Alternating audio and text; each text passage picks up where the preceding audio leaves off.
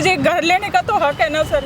आज तक उन्होंने एक भी मील का जवाब नहीं दिया। इसका मतलब बहुत ताकतवर है, इवन मोदी से भी ज़्यादा ताकतवर है। इसने फंड साइफन ऑफ किया है कि मेरे पास कोई पैसा नहीं है, ना पेमेंट आ रही है। तो पोजीशन ऑफर करने के बजाय बिल्डर ने इन्फ्लेटेड डिमांड भेज दिया। केस बना के पुलिस को भेजते हैं, पुलिस वाले कोई एक्शन नहीं लेते और ये बिल्कुल मैस बना हुआ है। ना मुझे पढ़ना आता है पेपर, ना कुछ ज्ञान है, मुझे हस्बैंड है नहीं। उसने हर लेवल पे फ्रॉड किया है। आप ये बताओ सर, मैं अपने बच्चों की फीस भरूं या फ्लैट की EMI दूं? मुसलमान घर में शादी करी है, पैसे सारे दुबई में उसने हमारे साइफोन ऑफ किए हुए हैं। घुसने नहीं देता है, यूनिट बंद करके रखता है, हमारा फ्लैट देखने नहीं देता है।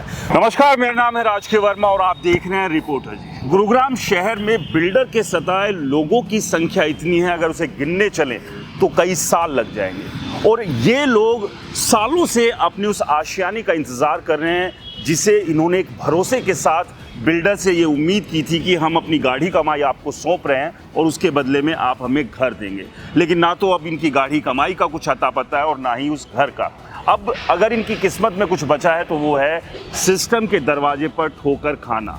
लेकिन सबसे बड़ा सवाल ये है कि ये ठोकर भी कब तक खाएंगे, क्योंकि किसी भी सरकार की ये जिम्मेदारी है कि अगर उसके राज्य में रहने वाले लोग परेशान हैं और उनके साथ कुछ गलत हुआ है तो उन्हें वो न्याय मिले। लेकिन यहाँ तो न्याय का जो रास्ता है वो इतना लंबा हो चला है कि 14 साल में तो राम भी वनवास से वापस लौट आए थे। लेकिन हमारे साथ कुछ ऐसे लोग हैं जिनको 14 साल के लंबे इंतज़ार के बावजूद अभी तक ये नहीं पता है कि उनको उनके घर कब मिलेंगे। चलिए इन्हीं से समझते हैं इनकी कहानी, इन्हीं की जुबानी, क्योंकि इस कहानी में वो दर्द है जो पिछले 14 साल से ये लोग झेल रहे हैं। कितना पैसा आपने इस प्रोजेक्ट में जो फ्लैट लिया था वो कितना पैसा दिया और किस तरह से वो अरेंज किया था पैसा, क्योंकि ऐसा तो है नहीं कहीं आसमान से। सर मेरी कहानी बहुत दुख भरी है। सर ये हुआ क्या है, मेरे हस्बैंड ने फ्लैट बुक किया था, एक एक पैसा किसी से लेके पूरी ज़िंदगी की कमाई जोड़ के ऊपर से बैंक से लोन लेके लिया था। उसके बाद क्या हुआ सर, मेरे हस्बैंड की कोरोना में 2021 में डेथ हो गई। तो सर आप समझ सकते हो सर कि मेरे पास कोई पैसा नहीं है, ना पेमेंट आ रही है। सर उधर से बैंक वाले बोल रहे हैं EMI दे, उधर से फ्लैट वाले बोल रहे हैं पैसे दे, और घर देने का तैयार नहीं है। बार बार कुछ फ़ोन करती हूँ, कुछ एड्रेस चेंज करने के लिए कि मेरे पास पैसे नहीं है, तो फ़ोन नहीं उठाते, रॉन्ग नंबर बोल के काट देते हैं। सर मैं कोर्ट में धक्के खा रही हूँ 5-6 साल से अकेले, ना मुझे पढ़ना आता है पेपर, ना कुछ ज्ञान है, मुझे हस्बैंड है नहीं, बच्चे छोटे हैं पढ़ रहे हैं, उनकी भी फीस है। सर मतलब मैंने इतने धक्के खाए हैं ना, आज तक सारा मेरा पैसा भी गया, ऊपर से बैंक का लोन भी देना है और मुझे फ्लैट भी नहीं मिल रहा। हरेरा में आपने कंप्लेंट दी है, क्या लगता है कुछ उम्मीद लग रही है? मुझे नहीं लगता सर, क्योंकि वो बंदा किसी से डरता ही नहीं है। इतनी बड़ी मतलब कोर्ट के में हम आ गए फिर भी हमारा कुछ नहीं हो रहा, तो आप समझ सकते हो सर कि वो क्या चीज़ है। आपने कहा कि हर जगह गई हूँ, धक्के खाए हैं मैंने, हर जगह धक्के खाए हैं मैंने। मेरे को ऐसे धुतकारा जाता है कि मैं इंसान नहीं हूँ। आप ये बताओ सर, मैं अपने बच्चों की फीस भरूँ या फ्लैट की EMI दूँ? मुझे घर लेने का तो हक है ना सर। मेरे हस्बैंड ने यही सोच के लिया था कि अपना एक घर होगा, बच्चों को हम अपना घर देंगे। उसके बाद वो चले गए, अब सारी जिम्मेवारी मेरे ऊपर है। उनको इतना भी शर्म नहीं कि अकेली एक लेडीज है, विडो है, तो इसकी कुछ हेल्प करें, इसकी मदद करें। आप ये बताओ सर, मैं कहाँ जाऊँ, कौन सी कोर्ट में जाऊँ मैं? इसके सिवा क्या बोलूँ सर? ऐसे धक्के खाने हैं, कितने दिन खाने हैं, क्या होना है भगवान जाने। सबसे पहले मैं जानना चाहूँगा कि कौन सा ये प्रोजेक्ट है, कब लॉन्च हुआ और कहाँ तक अभी ये पूरी स्थिति पहुँची है? सर ये मेरा नाम अनिल कुमार है। मैं यहाँ पे 2010 में अप्रैल 2010 में यहाँ पे मैंने फ्लैट बुक कराया था और इसी अंडरस्टैंडिंग में कि आपको 3 साल में और 6 महीने ऊपर करके आपको फ्लैट दे देंगे। पहले तो इन्होंने हमसे करीब 30-35% पेमेंट ले ली है जब तक BBA बनने से पहले, और उसके बाद में BBA बनाया। BBA में कुछ पॉइंट ऐसे डाल दिए जो हमारी नॉलेज में, लेकिन हम ऑलरेडी काफ़ी पेमेंट दे चुके थे, तो हम BBA को उस टाइम पे रिजेक्ट भी नहीं कर पाए, नहीं तो हमारा वो यानी फ्लैट भी हमारा कैंसिल कर देता और उसमें से कुछ अपना कैंसिल चार्ज भी करता। तो मैं कोई बात नहीं, आगे देखते हैं। तो 2012 में ये इसका बिल्डिंग प्लान अप्रूव हुआ। उसके बाद में जून 2015 में इसको हमें फ्लैट देना था। और सर स्टार्टिंग में विद द गोल्ड प्रोजेक्ट की यानी प्रोग्रेस बहुत अच्छी थी और 2015 में यानी हमने 95% यानी एक्सटर्नल प्लास्टर तक की पेमेंट दे दी। एक्सटर्नल प्लास्टर का मतलब हो गया कि पूरा अंदर से पूरा बिल्डिंग रेडी है और उसके बाद में इसने अंदर कुछ काम नहीं किया, हम पेमेंट देते रहे और उसके बाद में इसने सडनली काम रोक दिया। ठीक है ना जी, पूछने के बाद में काम क्यों का कोई जवाब नहीं मिला। हमने महीने में डेली हर महीने हम ईमेल भेजते थे इसको कि हम भाई प्रोग्रेस भेज दी, आज तक उसने एक भी मेल का जवाब नहीं दिया।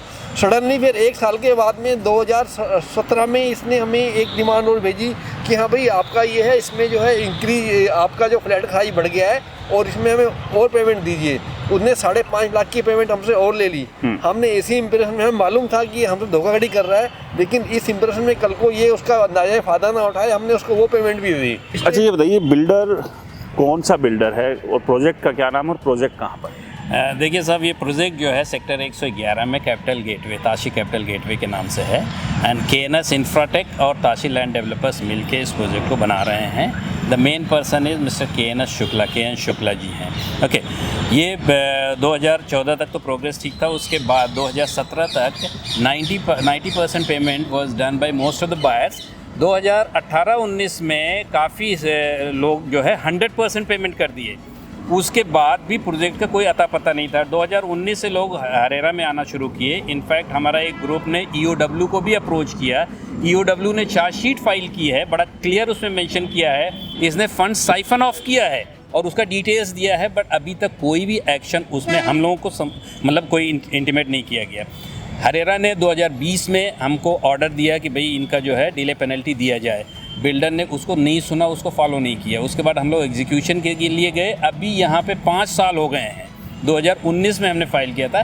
5 साल से हर हियरिंग पे हम लोग यहाँ पे आ रहे हैं, लेकिन एकदम अभी बीच में कुछ लोगों को थोड़ा सा कुछ इसके अनसोल्ड इन्वेंट्री को कुर्की करके कुछ लोगों को कंपनसेशन मिला है, बट वो खाली 20 लोग हैं। उसके अलावा करीब 100 से ज़्यादा केसेस रेरा में पेंडिंग है। सबके ऑर्डर्स हैं, एग्जीक्यूशन ऑर्डर है, वो इम्प्लीमेंट नहीं हो पा रहा है। और आज भी जो है हम लोग इसी पर्पज़ से आए हैं कि भाई इसमें कुछ तो कार्रवाई करिए आगे। और उधर बिल्डर ने लोन लिया था, it is SWAMIH funded. SWAMIH का जो रिप्रेजेंटेटिव है कैटलिस्ट, उनका एक वो जो है they are debenture trustee, they have gone to Punjab Haryana high court है और वो कह रहे हैं कि नहीं, इनका जो एग्जीक्यूशन है उसको इम्प्लीमेंट ना किया जाए और अभी फॉर द टाइम बिंग उस पर स्टे लगा दिया गया। अब चक्कर ये होता है कि बिल्डर ऑलरेडी जो है 120 करोड़ लोन लिया है और हम लोगों का जो फंड हम लोगों ने जमा किया था उसको साइफन ऑफ कर दिया है, लेकिन उसी कोई अकाउंटेबिलिटी नहीं है। कोई नहीं पूछ रहा है कि भाई साहब आपने जब इसमें जो है फंड डाइवर्ट कर दिया है तो उसको कौन अकाउंटेबिलिटी देगा। दूसरी चीज़, अभी फेज 1 का वो OC आ गया है, तो पोजीशन ऑफर करने के बजाय बिल्डर ने इन्फ्लेटेड डिमांड भेज दिया। मतलब 40, 45, 50 लाख एक्स्ट्रा डिमांड, 52 लाख तक एक्स्ट्रा डिमांड दिया है। 55%। अब सवाल ये उठता है, उसमें लिख रहे हैं कास्ट एस्केलेशन। देखिए हमारा BBA बन चुका है, उसमें बेसिक कॉस्ट जो है डिसाइड हो चुका है। उसके बाद आप 9 साल बाद कहते हैं कॉस्ट एस्केलेशन के नाम पे आप 40 लाख 45 लाख और दीजिए। टोटल यूनिट की बात करें, कितनी यूनिट यहाँ पर है और अभी का स्टेटस क्या है प्रोजेक्ट का?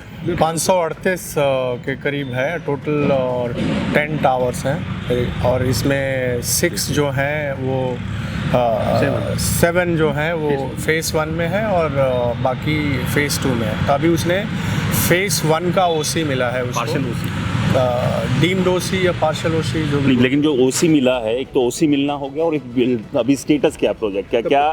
क्या अगर महीने 2 महीने में अगर वो पोजीशन दे तो रहने लायक की स्थिति में है? मुझे नहीं लगता है कि इस लायक अभी है ना। वो हमको घुसने नहीं देता है, यूनिट बंद करके रखता है, हमारा फ्लैट देखने नहीं देता है और पेमेंट मांगता रहता है। अभी मेरी बात सुनिए कि वो ऐसा मगरमच्छ है कि उसको कोई सरकार, कोई वकील, कोई अदालत का डर ही नहीं है, ना किसी पुलिस का डर है। हर जगह इकोनॉमिक्स ऑफेंस विंग में भी उसको समन जा चुका है कोर्ट से, जवाब ही नहीं देता है। इसका मतलब बहुत ताकतवर है, इवन मोदी से भी ज़्यादा ताकतवर है। कितना पैसा दिया था आपने जो फ्लैट की जो कीमत की बात करें तो? जब बायर बिल्डर एग्रीमेंट होता उसमें 49 लाख का था और बिल्डर ने यूनिलेटरली उसका एरिया बढ़ा करके, जो कि एक्चुअली ग्राउंड पे नहीं हुआ है, उसने उसको 54 लाख पे पहुंचा दिया।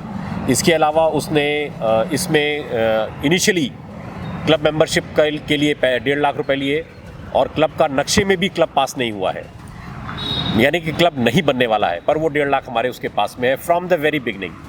दूसरा, उसने कार पार्किंग के 2,75,000 रुपये चार्ज किए, लेकिन कार पार्किंग कोर्ट के सुप्रीम कोर्ट के ऑर्डर्स हैं कि जब बिल्डिंग का इस प्रकार की बिल्डिंग बनती है तो एक पार्किंग बिल्डिंग का हिस्सा होती है। उसने हर लेवल पे फ्रॉड किया है। मैं सेना अधिकारी हूँ, रिटायर्ड हूँ। जब मैंने इसके लिए अप्लाई किया था, मेरे बच्चे कॉलेज में जाने वाले थे। 15 साल हो गए हैं। मैं एक मिडिल लेवल ऑफिसर होने के बाद में अब रिटायर्ड ऑफिसर हूँ, लेकिन आज तक उस घर का कोई पता नहीं है। और अब वो ऐसी इन्फ्लेटेड डिमांड, कोई उसके अकाउंट्स की ऑडिटिंग नहीं हुई है, कोई ऑडिट रिपोर्ट नहीं है। हम लोगों ने यहाँ तक की बोला कि हम लोगों ने एसोसिएशन बनाई, हम गए उसके पास में, हमने कहा कि अगर देखो हम लोग आपकी समस्या कोई जेन्युइन है तो हम लोग आपके साथ में मिल करके हम लोग उसको समाधान कर सकते हैं। फाइनेंशियली अगर आप रियली जेन्युइनली आप वो हो तो हम आपकी मदद कर सकते हैं। और हम पर्पस हमारा ये है कि जल्दी से जल्दी ये बिल्डिंग तैयार हो, आप भी इससे पीछा छूटे, हमारा भी फ़ायदा शुरू। कुछ उम्मीद है कब तक मिलेगा? देखिए, उम्मीद तो उससे की जाती है जिसके जो इंसान हो, जो हैवान हो चुका हो, जिसको सिर्फ पैसों का लालच हो, जिसने अपने हम उसको नमाजी शुक्ला बोलते हैं, मुसलमान घर में शादी करी है, पैसे सारे दुबई में उसने हमारे साइफोन ऑफ किए हुए हैं, बच्चों को यूके में ताशी के नाम पे उसने अपने बच्चे के नाम पे वहाँ मॉल खोल दी है। तो बताइए वो किस पैसे से, कहाँ से आएगा उसके पास में पैसा? ये हमारा ही पैसा है। और अब वो बस किसी तरीके से हिंदुस्तान से भागने के चक्कर में था। ये तो कुछ भले मानस का को खबर लग गई तो उन्होंने उसका पासपोर्ट वीज़ा जब्त करवाया हुआ है। हमें नहीं मालूम कब वो गायब हो जाए इस देश से। अगर उसको करप्ट लोग मिल गए तो वो ऐसा करने में समर्थ होगा। एक आखिरी सवाल, क्या लगता है, कुछ उम्मीद है कि जो अभी हरेरा में आप लोगों ने शिकायत दी, POW में भी शिकायत दी, क्या लगता है कि क्या सिस्टम कुछ न्याय दिला पाने में सक्षम दिख रहा है इस साल? सर, इसमें मैं आपको अभी पीछे 1 महीने पहले अपने जो AO साहब हैं यहाँ पे हरेरा में, उनका एक इंटरव्यू आया था। उन्होंने क्लियरली लिखा कि ये बॉडी एक टूथलेस बॉडी है, ये हम किसी को पनिश नहीं कर सकते, कुछ नहीं कर सकते। हम यहाँ से केस बना के पुलिस को भेजते हैं, पुलिस वाले कोई एक्शन नहीं लेते और ये बिल्कुल मैस बना हुआ है। आई डोंट नो कि हरियाणा गवर्नमेंट क्या कर रही है इसके ऊपर, कि आपने एक बॉडी बनाई है पब्लिक को न्याय देने के लिए, अगर उसके पास कुछ पावर नहीं है तो why government this wasting time of the people like us. हम यहाँ पे 2019 से केस लड़ रहे हैं और अब तक एग्जीक्यूशन में कितना टाइम लगता है? आपको मालूम है कि हाँ भी कोर्ट ने ऑर्डर निकाले हैं और ये ऑर्डर बिल्डर ने फॉलो नहीं किए, तो उसके एग्जीक्यूशन करने में कितना टाइम लगता है? लेकिन उसमें क्या है, जाएंगे पहले उसके एडवोकेट को बुलाएंगे, उसके बाद में 3 दफ़ा एडवोकेट नहीं आएगा, 4थी दफ़ा आएगा, उसके बाद में वो कुछ नहीं बोलेगा। अच्छा, उसके जी पहले जी उसके जो क्या नाम डायरेक्टर वगैरह, वो उनको डायरेक्टर बना देते हैं अपनी खाल को बचाने के लिए, ठीक है ना जी। अब वही हो रहा है, यहाँ पे डायरेक्टर को जाते हैं, वो डायरेक्टर जो है छोटी मोटी तनख्वाह उनको बिल्डर देता है और उसके ब्याह पे वो बस ना तो कुछ डायरेक्टर ही यहाँ पे अरेस्ट हुए, ना बिल्डर ही अरेस्ट हुआ, ना कोई अरेस्ट हुआ। यही चल रहा है, यही बस खिचड़ी पकड़ी जा रही है और हम जो है परेशान हो रहे हैं। गवर्नमेंट भी तमाशा देखे जा रही है, रेरा भी तमाशा देखे जा रहा है। चेयरमैन से टाइम मांगते हैं मिलने का, चेयरमैन साहब कहते हैं कि आपका केस तो चल रहा है यहाँ पे, मैं और क्या टाइम दूँ। लेकिन जब ऐसा मैटर है कि हम रिटायर बनते हैं 45 साल की उम्र में, हमने यहाँ पे इन्वेस्टमेंट किया था कि 48 साल तक हमारे बेटे बड़े होंगे। जब मैंने यहाँ पे इन्वेस्ट किया था मेरा बेटा 10वीं में था, ठीक है नहीं, और आज की डेट में 15 साल हो गए, जो 30 साल के आसपास का मेरा बेटा था। तो इसने खाली हमारी नहीं, हमारी आने वाली नस्ल की भी इन्होंने जो है ज़िंदगी तबाह कर दी इन्होंने जो है। तो आप समझिए कि किस तरह की तकलीफ है ये। 14 साल से ये लोग इंतज़ार कर रहे हैं। ताशी गेटवे कैपिटल 112 में ये प्रोजेक्ट है और हर दरवाजे पर जाकर दस्तक दे रहे हैं इस उम्मीद में कि इन्हें इनका घर, इनका आशियाना, इनका फ्लैट मिल जाए। और समझिए कि ऐसे ऐसे लोग हैं जिन्होंने ये फ्लैट में जहां इन्वेस्ट किया था, जिसमें बुकिंग की थी, आज वो दुनिया में भी नहीं। अब उनके परिवार के लोग जो है वो धक्के खा रहे हैं इस उम्मीद में कि शायद जो सिस्टम है, यानी कि रेरा जिसको ये उम्मीद करके बनाया गया था, लाया गया था कि इस तरह के बिल्डर्स पर वो लगाम कसेगा, नकेल कसेगा। लेकिन दुख की बात यही है कि रेरा के पास भी शायद कुछ है नहीं, सिर्फ ये रेरा एक दिखावे भर का बनकर रह गया। यानी कि जो कहते ना कि हाथी के दांत दिखाने की ओर, खाने की ओर, तो फिलहाल ये दांत जो हैं वो दिखाने भर के हैं, ये किसी को खाने लायक है नहीं। और अगर इसी तरह की स्थिति रही तो ये दुख, तकलीफ, ये परेशानी इस तरह के लोगों की हमेशा बनी रहेगी। लेकिन अब सरकार को अपने स्तर पर सोचना होगा, या तो इस तरह की बॉडीज़ जो इस तरह की दुकानें खोल दी है, अगर हम रेरा को कहें, या तो उसको शटर बंद कर दीजिए। कम से कम लोगों को ये तो उम्मीद नहीं रहेगी, ये आश तो वो नहीं रखेंगे कि चलिए एक ऐसा संस्थान है जहाँ वो जाएंगे वहाँ से उन्हें न्याय मिलेगा। या फिर इस तरह के संस्थान को वो ताकत दीजिए जिससे कि ऐसे बिल्डर जो कि लोगों की गाढ़ी कमाई, मेहनत की कमाई को खाकर बैठे हुए हैं, उन पर लगाम कस सके। आपका क्या कहना, हमें कमेंट्स कर ज़रूर बताएं। रिपोर्टर जी चैनल को सब्सक्राइब नहीं किया तो दोस्तों चैनल को सब्सक्राइब करना ना भूलें, और रियल एस्टेट से जुड़ी आपकी भी कोई समस्या है तो नीचे दी गई मेल आईडी पर आप हमें संपर्क कर सकते हैं। नमस्कार।